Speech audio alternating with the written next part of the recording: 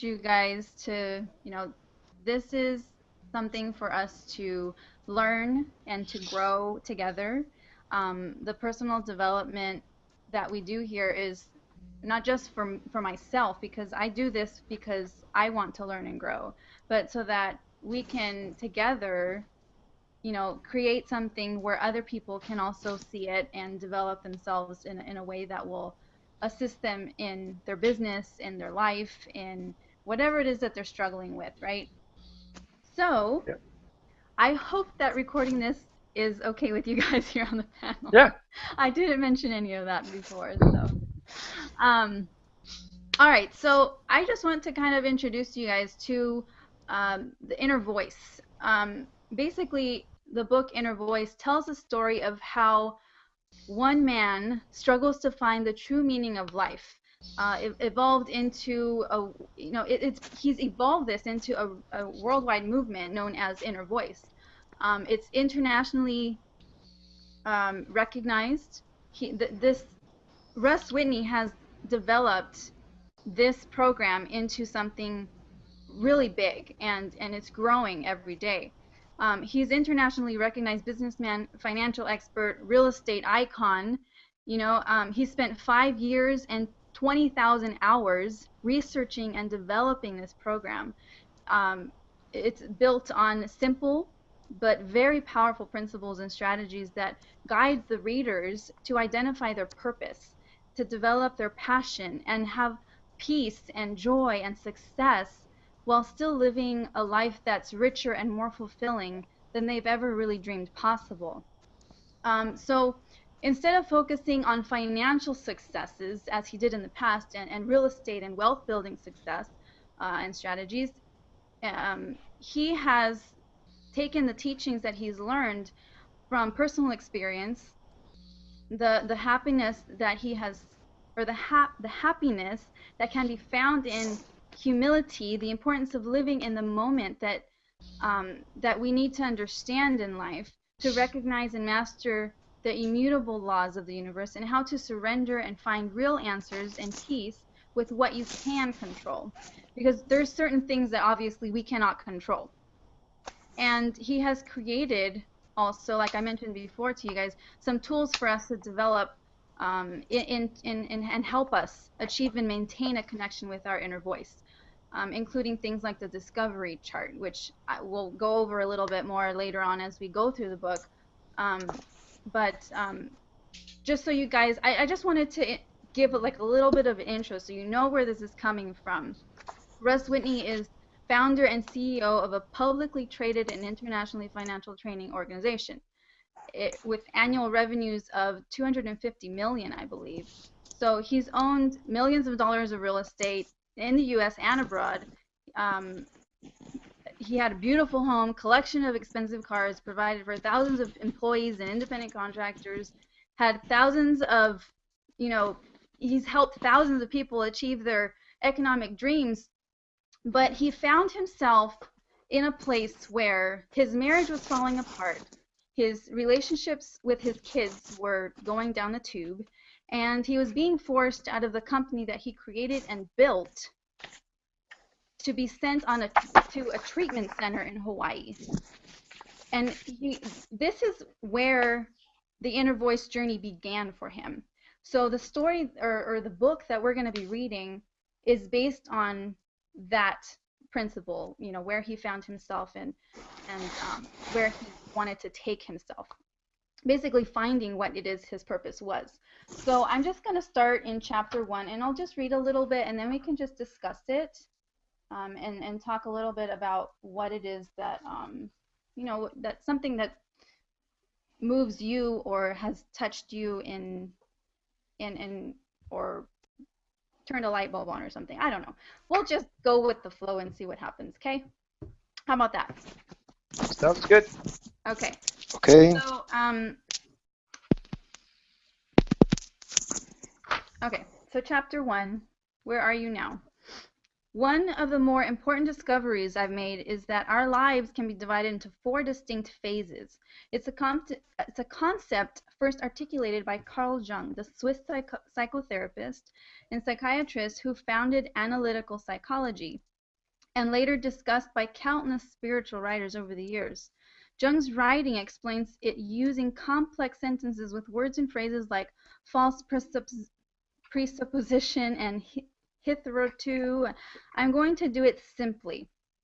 The phases are naturally sequential in a way that's related to our level of maturity and understanding of life in general.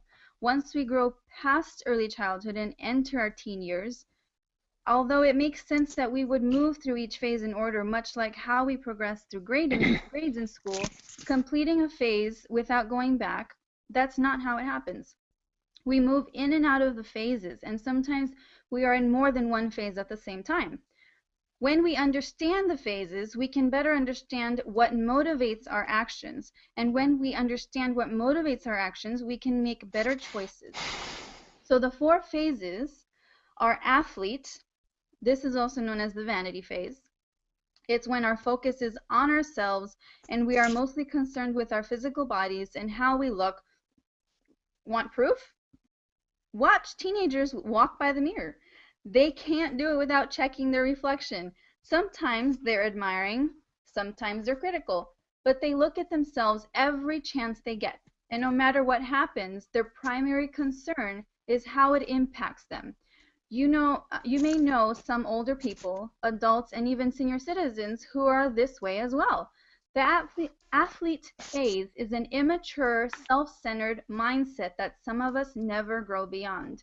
How true is that, right? There's so many of us that when I talk to people, there's so many people that I come across that are still so self-centered like that. Anyways, I'll go on. The warrior, as we move into our adult years and assume greater responsibilities, we enter the warrior phase of life. This is the time when we want to conquer the world. We want to win, to be the best and have the best. We act as warriors act, and we do what warriors do. We're always prepared for battle, even when it doesn't matter and isn't necessary. Number 3, the statesperson. As we gain maturity, we evolve into the statesperson phase. As warriors, we looked out for ourselves. As a statesperson, we shift from what's in it for me to how can I make a difference and serve others. We no longer emphasize money, power, and positions as we once did. Certainly, we accept and enjoy those things, but we know there's far more to life than that. We learn that giving is the best way to receive, and that the time has come for us to take action to leave this world a better place than we found it. Number 4 is the spirit. This is when we come to the ultimate realization that we are spiritual beings having a human experience, not the other way around. We understand that we are more than our bodies, more than our possessions, more than our friends and families, more than our worldly achievements.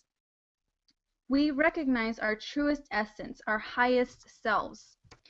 Do you recognize yourself in one or more of these descriptions? I do. I moved into the warrior phase when I was a young husband and father at the age of 20. I was determined to get and keep my life on track, to take care of my family, to prove to the world that I was a winner. I stayed in that phase pretty much exclusively for more than 3 decades. Then I was introduced to the statesperson phase. I'd like to say I began growing into it naturally, but the truth is that I was hammered into it by what I call a life crushing. A life crushing is what it says, something that crushes us, someone, a relationship crushes us, a devastating accident occurs, or we crush ourselves. Life crushing are always personal and relative. They might be the end of a marriage, the death of someone we love, an illness, a serious business or financial blow. The list is endless. It's important to recognize that what may crush one person is barely a blip on the radar screen to someone else. And what may have crushed you years ago won't bother you at all today. And although it took a life crushing for me to begin evolving into the statesperson phase, the process happens differently for everyone. So don't think you have to experience something awful to achieve this level of personal growth. Every day I feel as if I move more into statesperson, but I haven't completely shed the warrior. I'm not sure most of us ever completely move beyond the warrior phase. Even when we understand it and are committed to evolving, there will still be emotions and events that will trigger our warrior behavior. And as far as the spirit phase goes, I'm not sure I'll ever make it to that phase.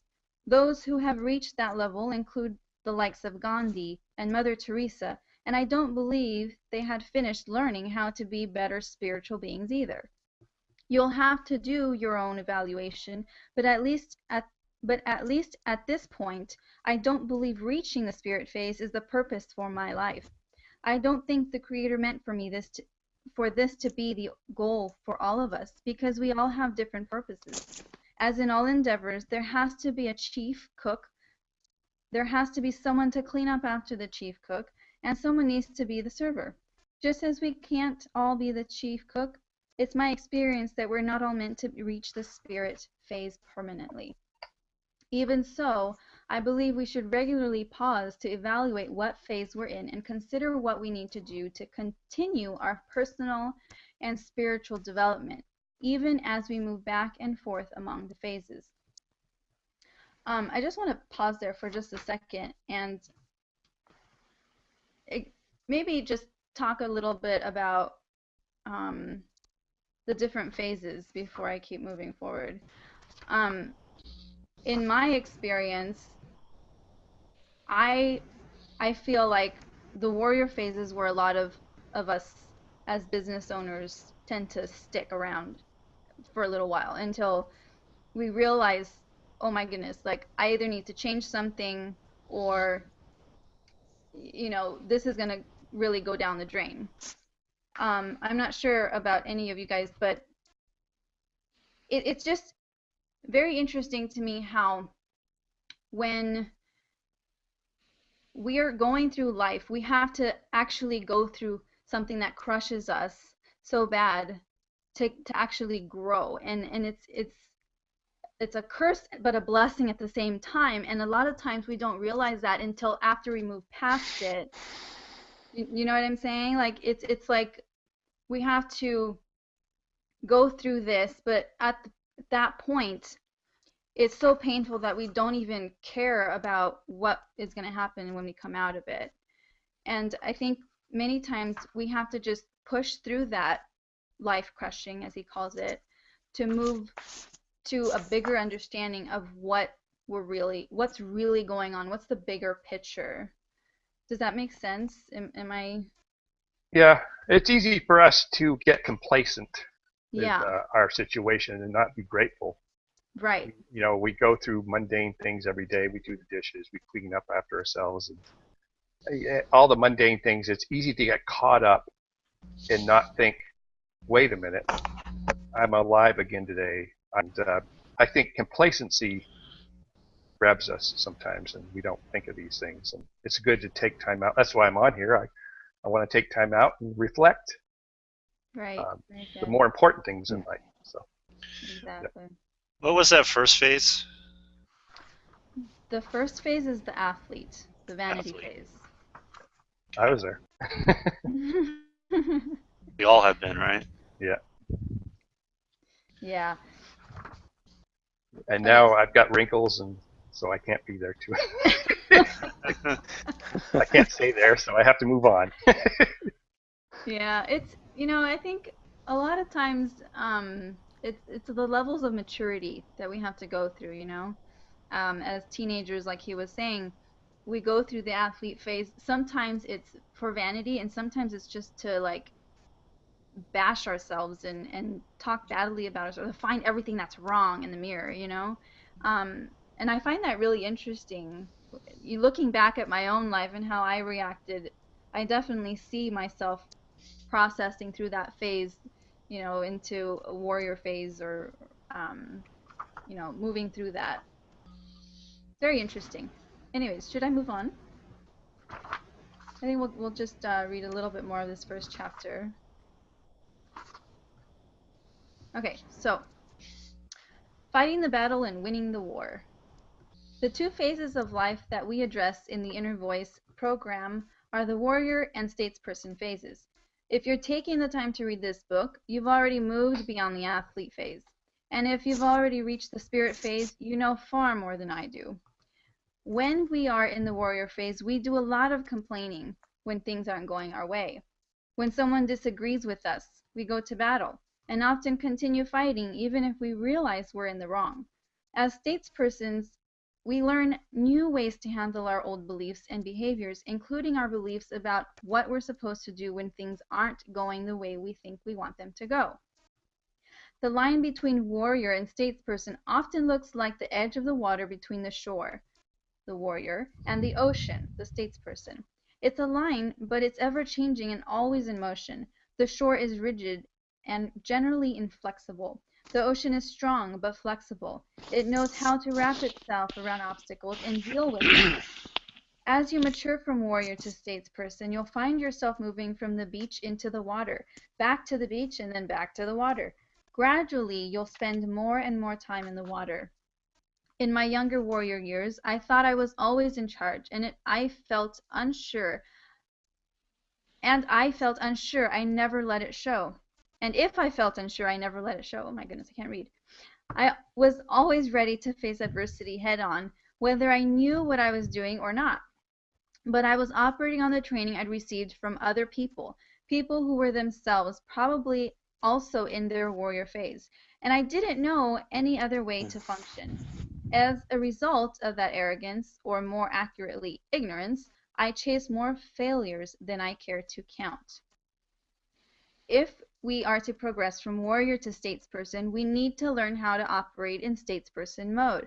One of the best ways to do that is to surround ourselves with people who are already there. That's a pretty powerful statement.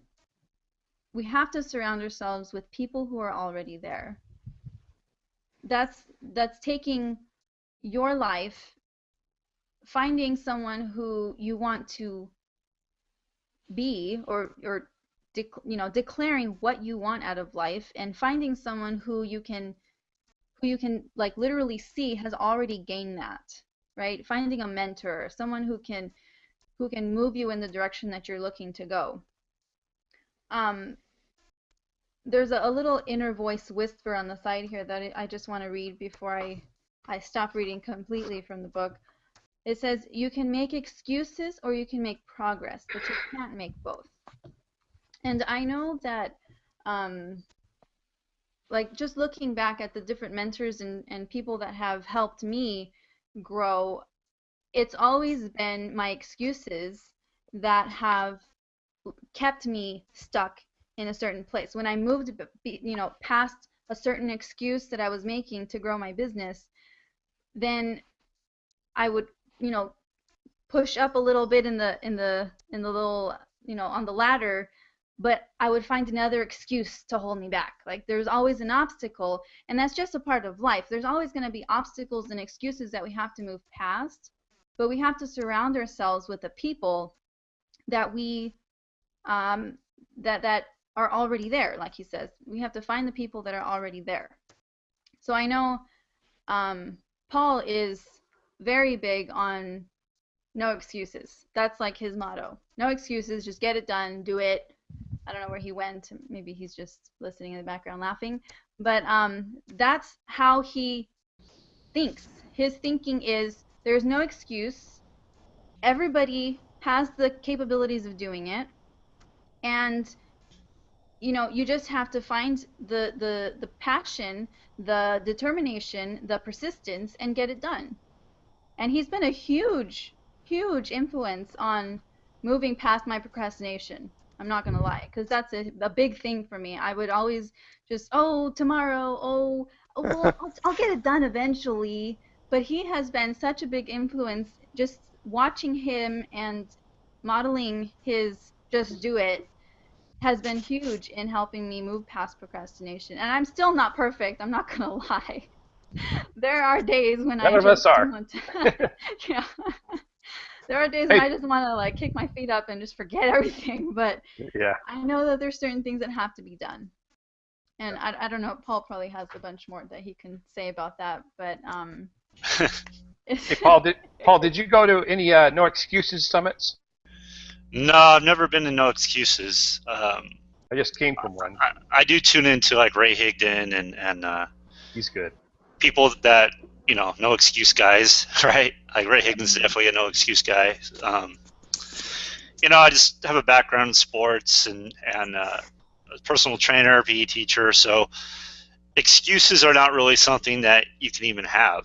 It's not even something that in sports, if you have an excuse, you're running laps. It's not your coach isn't going to put up with that. So I guess I got that kind of drilled into me when I was younger, and kind of went with it because I see so many people, and it drives me crazy. And I know not everyone's like me, but I just feel like they're sabotaging their success because they're procrastinating. It's like, just get it done, get it over with, move on to the next thing. And recently I've been listening to a lot of Jeffrey Combs. Have you heard of Jeffrey Combs? I haven't, no. I put it up in the Facebook group once in a while.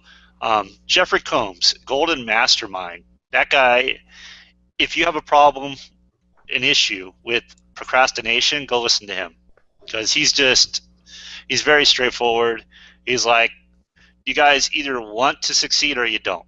And it's your actions and your belief that is going to decide that. So if your belief is weak, you're not going to take the actions, right? Because your belief is weak. The actions you take are going to be weak, and you're not going to get results you want. So, but he's just all about no nonsense, just like Ray Higdon. Ray Higdon's the same way, just get it done. And if any of us were to just mimic Ray Higdon just slightly, what he does, I mean, I attempt to keep up with him, but that guy's just on a different level. I mean, that guy it's amazing to me. He's putting out a new product like almost weekly. I don't know how he does it.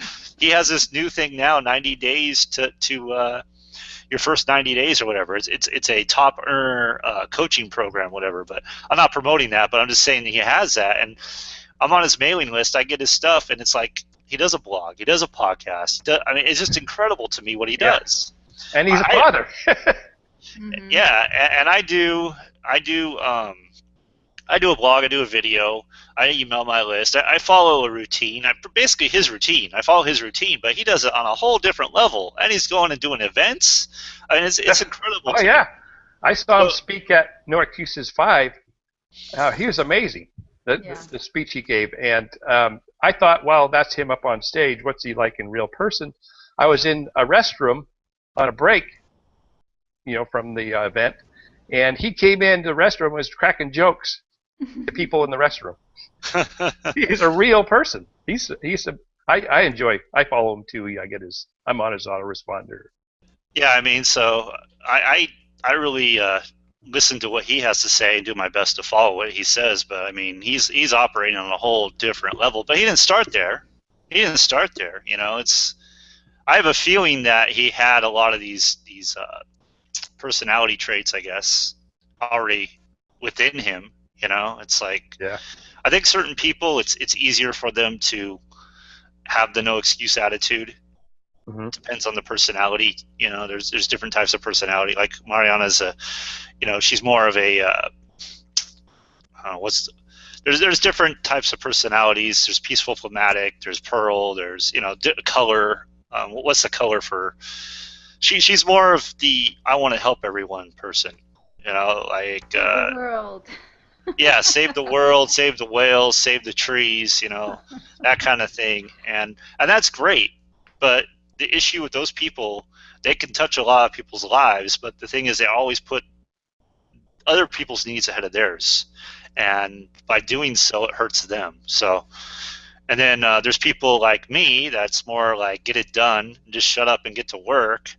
And I don't always take into account of the other types of personalities, and we kind of clash because I'm like, I rise to the you tell me it's a challenge, I'm going to do it. Oh, it's a challenge, let me go do it.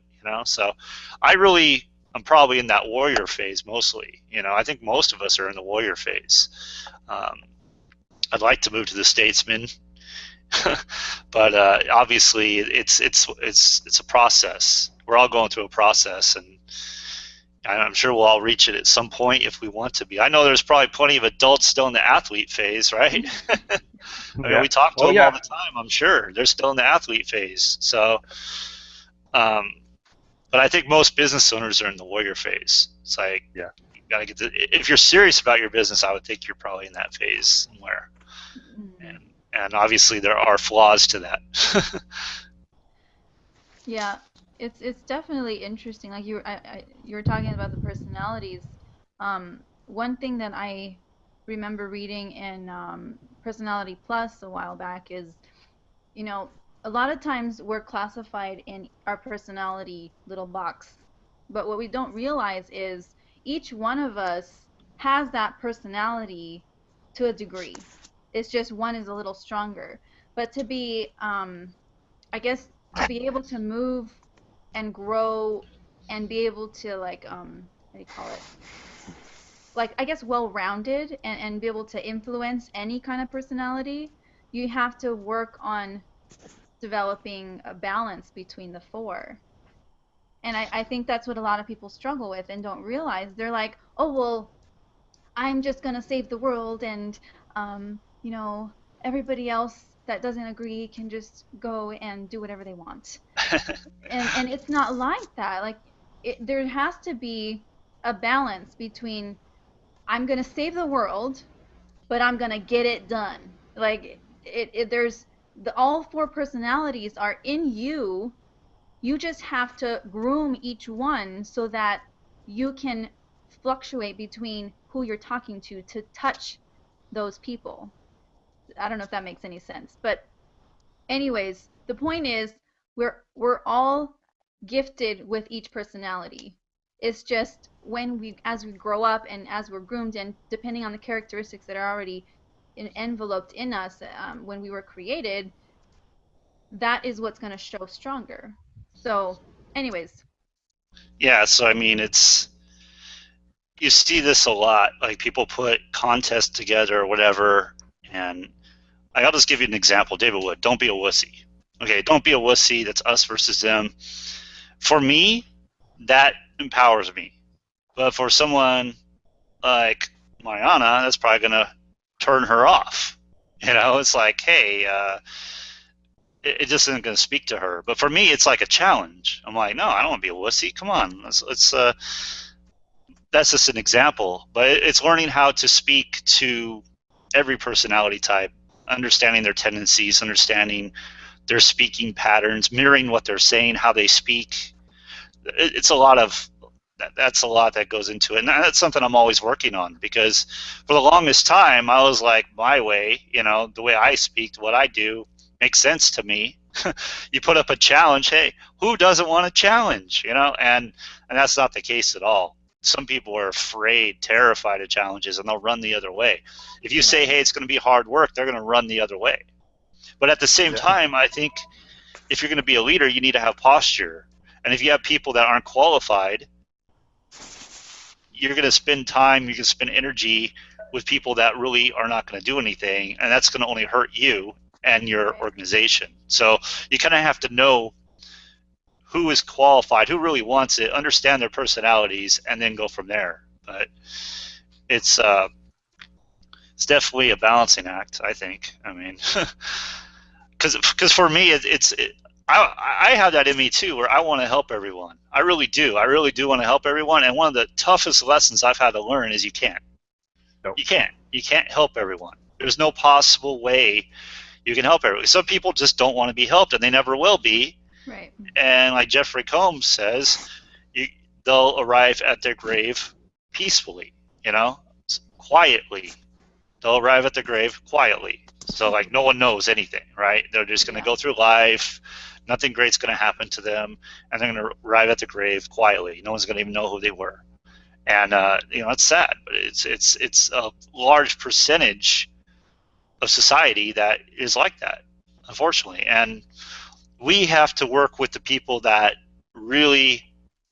You guys showing up today shows me that you're serious. You're serious about your success. You're serious about wanting something better quality of life. You want to improve your mindset. And that's huge. But so many other people are like, oh, well, you know, it's Saturday and I'm going to go and hang out do nothing, whatever, you know. And there's nothing wrong with that. It's Saturday, you know. And Saturday is one of those days where we usually relax. But people that want it, they go a bar higher. They do the stuff everyone else isn't going to do, and that's what you're showing by being here, developing your mindset, listening to Mariana read this book that I know has touched her life, and I think it's exciting. So anyway, I've said a lot. What about you, Lino? You have anything to add? Quietly. Yeah, no, I was listening. Interested in taking notes. Yeah. No, it's interesting about the subdivision or personal or phases in life because, like you mentioned, we need to be each one of them to influence other people to reach out, to reach out to other people. Otherwise, you're talking to yourself. So you need to be athlete at the same time to be a warrior. Because if you're a warrior, you need to be aware that your face, your attitude, your body language. So you need to look at yourself in the mirror, and you need to learn how to present yourself. So it's not just a warrior, a fighter. So you need to be very smart, appear smart. So at the same time, to be a state person, you need to be refined as a warrior, because still you need to fight a lot. And as a spiritual person, you need to be aware, a compassion for people that unfortunately they are not at your level. So you need to be aware that you need to work hard to make people aware that they can grow and reach up for something higher in life, not just to be content and go peacefully to the grave, like you said. So it's interesting, yeah, very interesting. Hey, Paul, you mentioned Ray Higdon. I saw a video just recently where he said the number one struggle that new marketers have, and it hit me home really hard. When a new marketer comes on and shows interest in a home-based business, it's not always, that they aren't joining you because they don't like the system, or they're not joining you because they, think you're trying to sell them all the time. Mm-hmm. I mean, all that comes into play. But he was saying that you might come across as someone who knows what they're doing, and you are making a successful living at what you're doing, but they believe they can't do that. Yeah. They believe they're not going to be able to do that. And so and you talked about posture. I have someone on my team that has great posture, and he's teaching me. I've become a student of posture recently. That's great. It's very important.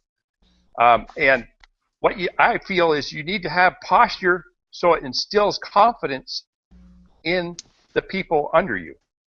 So definitely. Feel like, I mean, Ray Higdon's a big teacher. I follow him, and I like listening to what he has to say. He injects a lot of humor. He's an amazing person, in my opinion. Oh, I agree. And yeah, I mean, if that's the thing. That's one of the things that people, and we're kind of going off a little bit of the subject, but that's the thing that we need to understand is people, if they don't believe they can do it, it doesn't matter how well you're doing it. They need to believe that either you can help them do it or they can do it. It's possible for them to do it. So if you have a very complicated system and they're like, there's no way I can do that, in their minds they're thinking that, they're not gonna come on board. They're not gonna be a part of anything. So yeah, it's definitely something to take into account. And yeah, the whole posture and qualifying. Qualifying is something I've really working on now, is qualifying. Because I'm sure, all of us have probably experienced it in some regard. You work with people, they're not there. You know what I mean? They spent the money or they said they want to do something and then they just disappear. They just don't do anything. And so I don't see when I first started in the business, it was just like get anybody, right? Get anybody. And I see people adding friends on Facebook. Anybody does fine, but that gets you nowhere. It gets you nowhere because if they do join you, it's going to be like buyer's remorse because they're like you kind of pushed them into it. or they're not ready. They're not serious. Maybe they think they're serious, but their I go by actions. You could tell me you're going to do something, but you're not. If I ask you a simple question like, hey, did you follow the steps that we have laid out? Oh, no, I didn't do that yet. Why not? Like, when are you going to do them? When do you see yourself doing those? And that's just how I am. And I'm like, I'm not gonna chase somebody. I've done that, and I'm done doing that. I'm not doing that anymore. So if someone's gonna like give you the whole excuse thing, okay, let them be. Work with the people that are the ones that want it, and it's gonna be a very small percentage. Unfortunately, it's gonna be a very small percentage. It's going to be like 10%, 20%. I don't know. Out of all the people you bring in, it's going to be a very small percentage. But all you need is like a good 5 solid people to go out and go to work. So, but again, that's kind of what I've been working on a lot lately is the qualifying super. It's just, yeah, you can put people in, but you're wasting your time. Your organization's going to keep collapsing, because you're just not going to get anywhere. People aren't going to be doing anything. So it's very important to qualify. And like I said, I see people adding anybody on Facebook. Like, oh, yeah, I got all these friends. I'm like, yeah, but 4,000 of them aren't going to do anything. 4,000 aren't checked out. What good is that? So I'm just using Facebook as an example. But if you call people on the phone, you know right away. Like one of the things I'm learning from Jeffrey Combs, I keep saying his name because I think he's awesome. I've never even heard of this guy before, but he's been around for 18 years doing this free call, every Tuesday night. Yeah, just check the Facebook group. I got it in there. But okay. He basically says that if someone can't answer a question, they're not a good fit for your business. So if you ask someone a question, they can't answer it, they're not a good fit. They're not qualified. Walk away. Go do something else. Find someone else. You don't want to deal. If someone can't answer simple questions, they're not qualified. So you move on. You don't get attached to it. You don't chase people. And this is something I think a lot of people do because they want that sale so bad, right? They want that sale so bad. Now we just cling on, and I think letting go is a lot better. And you're going to find people that are going to be good members of your business, productive members that are going to, because our business relies on leverage, and you don't have any leverage if no one's doing anything. You could have a bunch of people in your organization, but I speak from experience. So if you have a bunch of people that aren't doing anything, it doesn't do you any good. You're going to still not have any money. You can keep bringing people in, but now you don't have any leverage. You can keep working. And one of the things he says is be a silent producer. So don't complain. Be a silent, and I think Ray Higdon says the same thing. Be a silent producer. Just go recruit yourself out of a bad time. So, and again, we're kind of getting off topic, so I'm going to stop there. But because otherwise we'll go forever. It's all good. Yeah, I mean, I really do believe that gaining maturity and evolving through our business experiences, like Paul was saying, to learn that you have to just let go of some people. We can't just stay attached, and it goes with anything in life.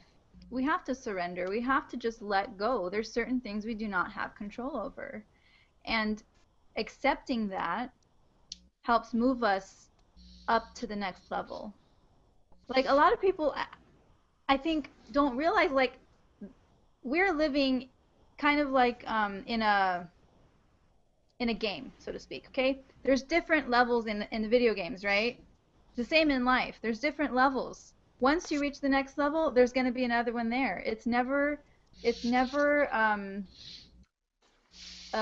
going backwards unless you allow it to. And it's possible to go back to the beginning in a video game, right? When we're spiraling down and getting in a depression, or things are just going badly and we're losing control of everything, we go back to start from the beginning. And eventually we realize, okay, this didn't work last time, so I'm going to go this way.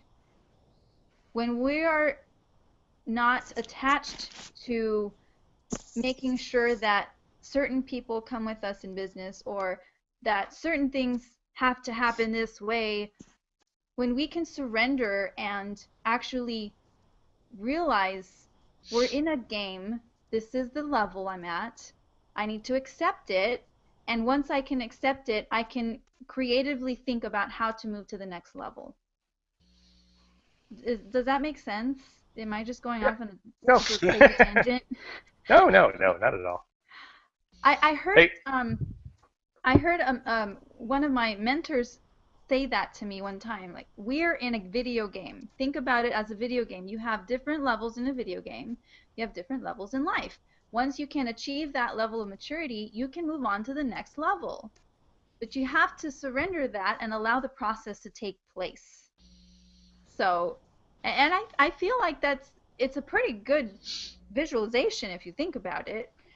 I don't know if I'm just crazy, but I have some experience with I used to work for a cable company, and I was in direct sales for selling cable, and we had to all go back to a window to get cable boxes, supplies. It was a supply window, and there were young men and women that worked back there behind in the supply area, and we're talking about warriors and then what was the other one, the after a warrior, statesperson.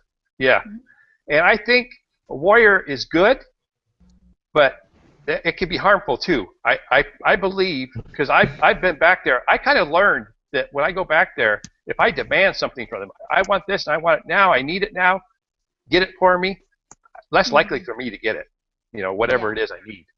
But then I decided I'm going to work more statesman with them, and so I brought pens. I'd buy all these pens online, and I'd pass them out to them. I'd say, hey, because they're always needing pens, and I got them real cheap. And so they bend over backwards to get what I need. Yeah. If I help them out, they'd help me out. Well, that's the statesman part of it. How can we make a difference and serve others? Yeah. Exactly. Right. And the warriors, they just hit a brick wall when they go back there. So. Yeah. I mean, you have to have some of that quality, but you don't want to abuse it or whatever. I don't know. Right. But awesome. Well, we've been on here for like over 30 minutes now, and I don't want to keep you guys forever. So, I just want to say, like, maybe think about what phase you find yourself in right now. Think about maybe how we can move up a level, in the next week, or maybe take a step towards the next level in the next week while we're going through the week, while we're going through our daily routine, going through, life, and the, what's the word for it, the consistencies that are always there and redundant, just thinking about what it is that can take us a step further to move us a step up. Does that make sense? Yep, sure does. So, we should have one of these on marketing techniques, and it'd be kind of fun. Just definitely. Like we were talking earlier with Ray Higdon and all that. I started getting involved with marketing. I found that the reward I get out of it is not as much monetary as it is being together with like-minded people. Exactly. Because I have friends that don't understand me, that I've gone through high school with and everything, and I'm doing this venture and they don't understand it at all. So I have no one to relate to communicate with, and this is nice. Yeah, that's why we wanted to do this, was to bring people together and get that connection. And I'm doing this too during the week. Monday through Thursday is my goal to do. It's more of a question answer kind of thing, like have people come on, hey, how what do you need help with, and then going from there, and sharing what I do daily, those kind of things, and kind of going from there. And I've even considered doing my daily method operation right live, so people can watch watch that. So we really do want to connect people, and that's why we're doing this. And I think it's really awesome that Mariana wanted to do this book reading thing, because I think we're going to get a lot out of it. And yeah, I mean, it would be awesome if you guys could just like maybe put a few comments up on the wall or something, Powered by Leverage Group, just to let other people know that you got some value. And I wanted to say just a few words just before we get off, but I want to relate these four. I don't want to say four. What is it? 4 different levels: the athlete, the warrior, the statesman, and the spirit. Right? Mm-hmm. Spirituals. Most people, when they get started, they're stuck in the athlete for marketing. They're terrified of what other people are going to think about them, and they're stuck in this like vanity mode, right? And then we get over that, and then we start going, okay, now I'm in this warrior mode where I don't care what other people think. I'm just going to make this happen, and if they don't get it, too bad, they're gone, right? And then we move to the statesman. Maybe we're not there yet.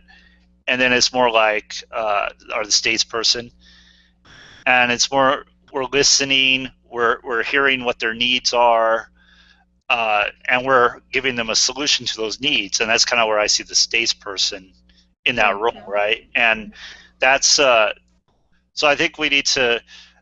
Being in the warrior is kind of like, you need to listen to me, you need to do what I say, but when you move past that and you actually listen and you hear what the need is and you find a solution, you do it in a diplomatic way.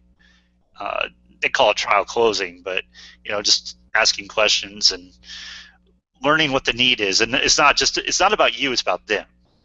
And I think the warrior is about you, right? It's about me. And the statesperson is more about how can I help the other person. Exactly. And by doing so, you become a much more powerful person, really, a better communicator. And I think that's what we're all here wanting to achieve, is become great communicators, because if people skills are this business. So the business, and I'm saying business because this is what we're in. We're in a home-based business, home-based industry, internet marketing, online marketing, whatever you want to call it. But we are direct selling. But we're in a business of relationships, and we need to, I don't want to say understanding people is super important. The more you understand people, the more successful you'll be. Ray Higgin obviously understands people. Danny Johnson understands people. They're multimillionaires, right? You understand people. David Wood understands people. He knows how to paint a vision that people can buy into, and these are all characteristics that we should be striving to become great at.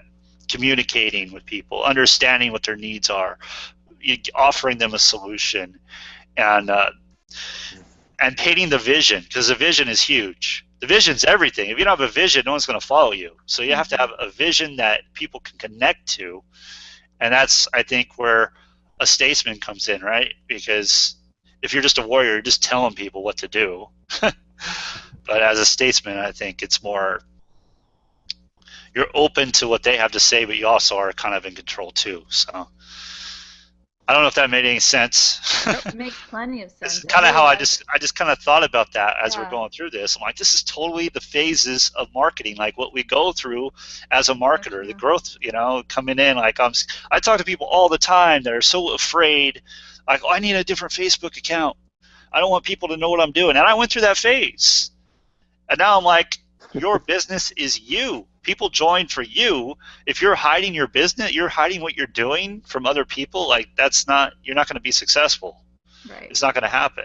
So I have more than one account, but I don't use my personal account anymore. My account's my business account, which is actually my personal account now. So it's because I just realized that people join for you, who they know, like, and trust. And the more they get to know you, the more they are attracted to you, right? So the more authentic you are. Some people have this whole fake it till you make it. And I had a guy, I don't want to name a name, but I had a guy sitting there telling me that he's creating this huge empire and he's full-time and all this stuff. But on his Facebook wall, hopefully he's not watching this, I doubt he is, but someone say congratulations on your first sale. Okay, so that's not being honest. And I was like, it's okay to be honest. It's okay to be authentic. People are drawn to people that are authentic.